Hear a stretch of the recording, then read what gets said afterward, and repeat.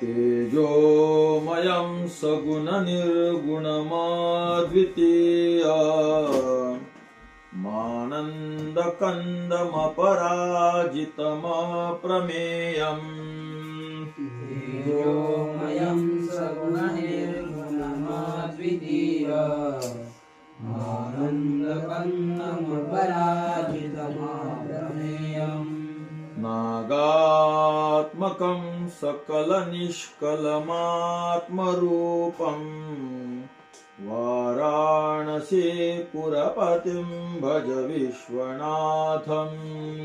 नागात्मकं सकलनिष्कलमात्मरूपं वाराणसीपुरपतिं भज विश्वनाथम्।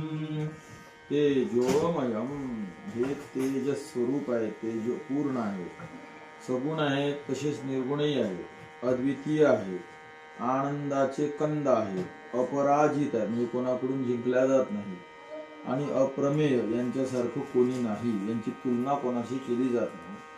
नागात्मकम, आता नागस्वरूप आहे असा शब्दाचा अर्थ होतो, पण असा अर्थ महादेव नाग कसे असतील तर अनेक नाग त्यांनी धारण केलेले आहेत. सकल निष्कल, कला सहितही ते आहेत आणि कलारहितही ते आहेत, आणि असंच आत्मस्वरूप ते आहेत.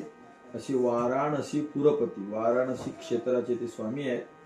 त्यांचं नाव विश्वनाथ आहे, आणि त्या विश्वनाथांना तुम्ही सगळेजण भजे किंवा सेवा करा, त्यांची उपासना करा.